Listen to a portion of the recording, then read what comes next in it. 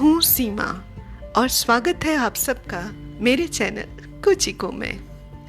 दोस्तों, कहते हैं संसार की सबसे सुंदर चीज़ है बच्चों की प्यारी सी मुस्कान, और यदि आप इस मुस्कुराहट का कारण बन सके तो कहना ही क्या। वो निदा फाजली साहब का एक खूबसूरत सा शेर भी है, घर से मस्जिद है बहुत दूर, चलो यूं कर लें, किसी रोते हुए बच्चे को हंसाया जाए। सो आज की मेरी कहानी भी कुछ ऐसी ही है। एक दिन रोज की तरह शाम को मैं पार्क में टहल रही थी। घर वापस जाने की तैयारी में ही थी कि अचानक एक छोटी सी बच्ची के रोने की आवाज़ आई।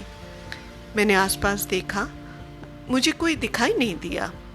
शाम ढलने ही वाली थी, ज़्यादातर लोग जा चुके थे। आवाज़ कुछ दूर से आ रही थी, तो मैं आवाज़ की दिशा में आगे बढ़ने लगी। सोचा ऐसा ना हो कि बच्ची पार्क में अकेली रह गई हो और डर गई हो। मैं तेज तेज कदमों से चलती हुई उसके पास पहुंची। देखा तो वो और उसकी नैनी कुछ ढूंढ रहे थे। पूछने पर पता चला कि बच्ची की गुड़िया कहीं खो गई है। बच्ची रोए जा रही थी और किसी भी तरह चुप होने का नाम ही नहीं ले रही थी। नैनी भी डर रही थी कि शायद घर पहुंचकर उसकी डांट पड़े। मैं भी आसपास गुड़िया तलाशने लगी, लेकिन गुड़िया कहीं नहीं मिली। जब कुछ देर तक ढूंढने पर भी हमें गुड़िया नहीं मिली तो मुझे एक उपाय सूझा। मैंने उससे कहा कि अंधेरा हो रहा है, अब वो घर जाए और कल मुझे इसी जगह मिले। तब तक मैं उसकी गुड़िया ढूंढ कर रखूंगी। बच्ची को थोड़ी राहत मिली। जाने से पहले मैंने उसका नाम पूछा। उसने अपनी तुतलाती बोली में कहा, बोस्की। वो अपने नाम की तरह बहुत प्यारी सी 4-5 साल की लड़की थी। बोस्की अपनी नैनी के साथ घर चली गई। मैंने एक बार फिर पार्क में गुड़िया ढूंढना शुरू कर दिया। रात बढ़ने लगी, लेकिन गुड़िया कहीं नहीं मिली। निराश होकर मैं भी घर लौट आई। अब मुझे ये चिंता होने लगी कि कल बोस्की से क्या कहूँगी। पहले सोचा कि एक नई गुड़िया खरीद कर दे दूँ, लेकिन लगा कि बच्ची इसे अपनी पहली गुड़िया को भुला तो नहीं पाएगी और पता नहीं उसके कोमल मन को कितनी चोट लगे। सारी रात सोचती रही। फिर अचानक एक ख्याल आया।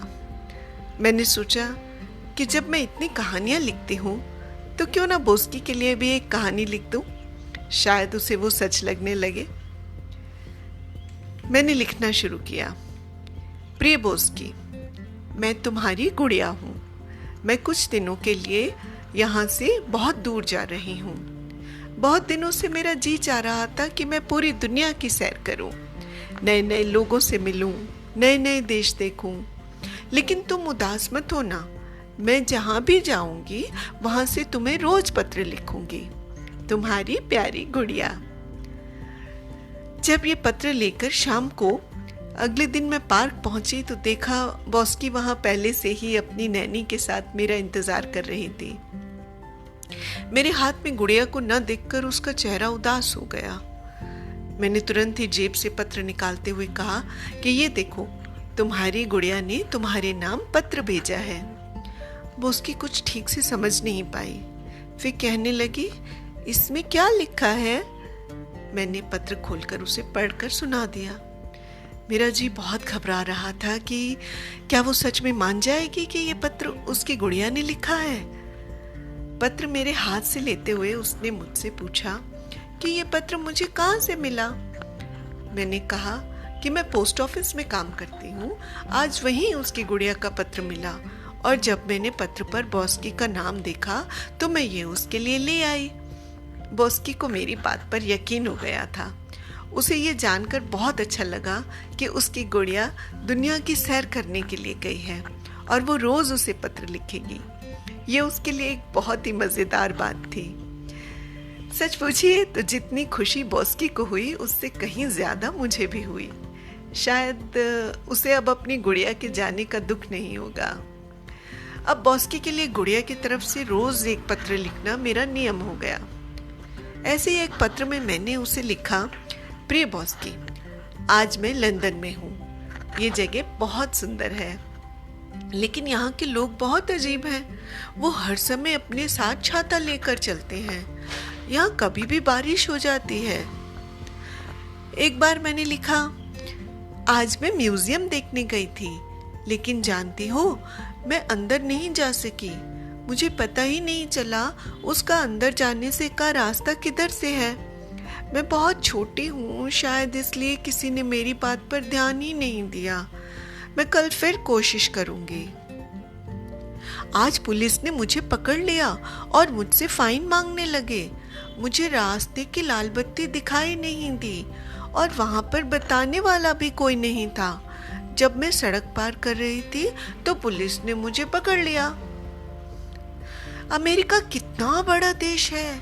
यहाँ सब कुछ बहुत बड़ा है और यहाँ बहुत सारी तरह तरह की खाने की चीजें हैं।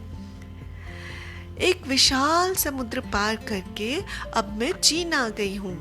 यहाँ पर एक बहुत बड़ी दीवार है जो ऐसा लगता है कि खत्म ही नहीं होगी। उसे देखते देखते मेरे पैर दुखने लग गए हैं। मैं हमेशा ही कुछ ऐसा लिखने की कोशिश करती कि जिससे बोस्की को लगे कि ये बात गुड़िया ने ही लिखी होगी और वो उसे अच्छी भी लगे। बोस्की गुड़िया के पत्रों को पाकर बहुत खुश होती और खुद ही सपनों की दुनिया में अपनी गुड़िया के साथ दूर देशों की सैर कराती। उसे लगता था कि उसकी गुड़िया भी उसे बहुत प्यार करती है और अपनी सारी बातें उसे बताती है। मुझे रोज बोस्की से मिलना, उससे बातें करना बहुत अच्छा लगता था। इसी तरह लगभग 3 हफ्ते बीत गए। मुझे किसी काम से कुछ दिनों के लिए बाहर जाना था। मन में सबसे पहले यही ख्याल आया कि बोस्की को कैसे समझाऊंगी। मन उदास होने लगा। फिर सोचा कभी न कभी तो इसका अंत होगा ही। अगले दिन शाम को मैं उसके लिए एक नई गुड़िया और एक पत्र लिखकर ले गई।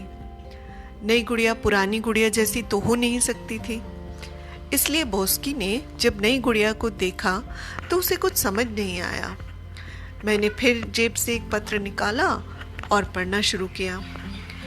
प्यारी बोस्की, आज मैं बहुत खुश हूँ।